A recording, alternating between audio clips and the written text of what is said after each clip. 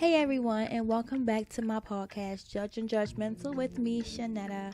So today I'm talking about love. The one thing I feel that no matter how old you are, you still just don't get it. But more so, what is love truly, honestly, wholeheartedly? Have you ever experienced love? Do you know what love is? Because recently I was talking to a really good friend of mine, and everything she was saying regarding the guy she was dating wasn't love, but she kept using the word each and every time she referenced something. And I'm just like, what is love, y'all? I was like, tell me what love is. And she was like, he buy me what I want. He always, giving me money.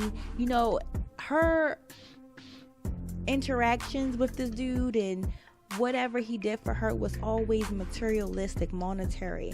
It wasn't nothing emotional except for sex. So I'm like, that's not love, that's lust, because the one thing you're really, really focused on in the relationship with the two of you is the sex, nothing else.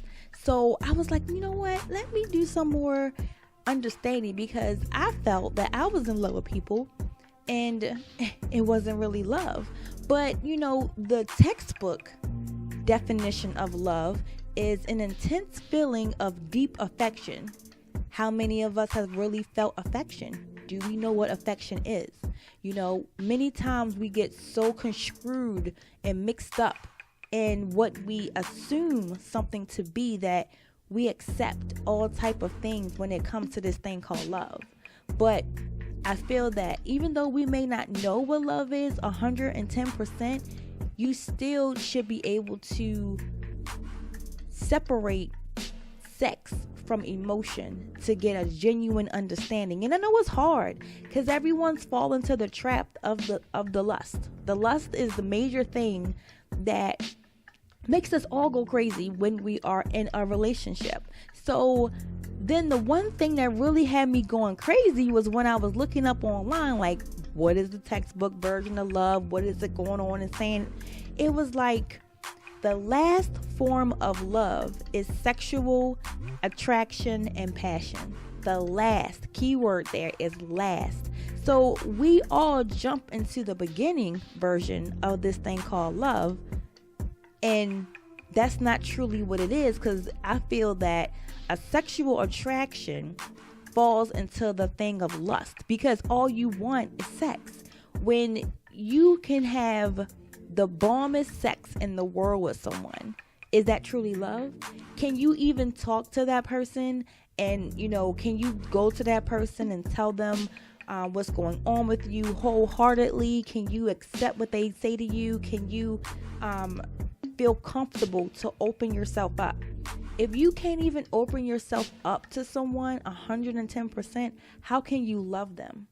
I truly think that when you're in love with somebody, that falls into the number one category of, is that person your best friend? Can you honestly trust that person? Do you believe that person? Is that person someone that you can count on in case, something crazy happens in your life? Those things I feel is number one that makes you go into, okay, now the next step is everything else following those major things in the beginning accurate to make this thing called love be a real thing. Am I wrong? Let me know, because I feel that we all jump into bed with someone and then it's like, because the sex is so good, I'm in love. Like, oh my God, I just love him so much. He hugs me, he kisses me, he does all the things sexual that I love, but at the end of the day, he's an ass. He's not there for you. He doesn't care for you. He doesn't support you. He doesn't help you become a better person. How is that love? So I don't know, maybe I'm wrong. This situation really had me thinking about what I thought was love. And I know my situation was probably so much more worse than what some people are living.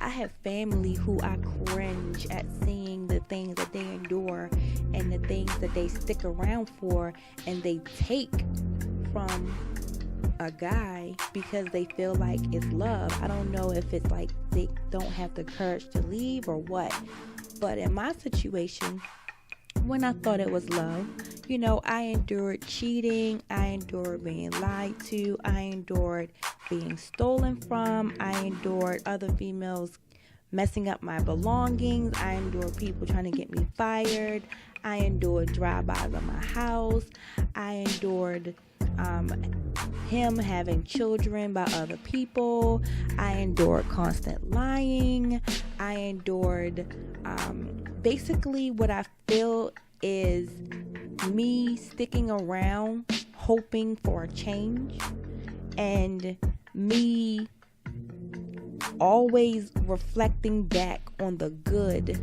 that I saw, and feeling that because I saw that little bit of good, it's possible for him to always be good and be that way. And that little hope of good is what kept me around for so many years and endured so much stuff. And it's crazy how we can fixate on something like that, and that small thing has so much power on our emotions. But everything else that we endure, is like we constantly fuss and argue, complain, but it's like we just don't see the worth of walking away. It's like, whatever, And again, I always use the word love. I was like, but I love him. He loves me. He says he loves me. Hanging on to his every word and just believing in what could be versus seeing what he is showing me. And that's the one thing when it comes to this thing called love. When someone is showing you their true colors, you have to look at those colors and see what it is. You can't be like, oh, he's showing me red, I'm going to look at it as blue. No, you have to believe what the person is telling you, because you can't just take someone's flaws and twist it around to make it be good in your eyes when they're showing you up front like, look, I'm flawed. You either going to accept that flaw and deal with it or walk away, So I now know that it wasn't love, it was lust, because that was the thing that also kept me at bay, was the sex. And that's mostly what it always is. It's the sex, the constant lying, the manipulation, and the hope of that person changing, And I really think he probably was a good person, but he just was able to do so much wrong to so many females, and the females accepted the wrong, that he didn't feel that maybe he needed to change, because no matter what, you're going to still stick around. And yeah, I experienced the so-called love, but it was lust, but now I feel like I've grown to really know what love is, and sex is not even a part of the equation when it comes to love for me. It's a bonus, but I'm not going to say I love you because of good sex. Does that make any kind of sense to you? Because I really feel that many people categorize sex with love when it shouldn't be. And I've had friends who said they've had really good guys, like guys they could have seen that they loved. They probably could have been in a long-term relationship and, built a life. But because that sex was not good, they could not go forward in the relationship. And now they're regretting those decisions. And I'm like, wow, like sex really has a big role in someone wanting to move forward or end a relationship. Why is that? I mean, does sex really make the world go around? Could you live without sex? Do you feel like if I'm with this person and their sex game is not up to par, I'm definitely going to cheat on him or her? So you need to have the full package. What is the full package? No one has a full package. There's always a flaw within somebody. And I feel that if someone is not 100% of a full package, you can always help make that package what you want it to be. But you can't change someone unless they want to go into changing themselves to make y'all a better couple.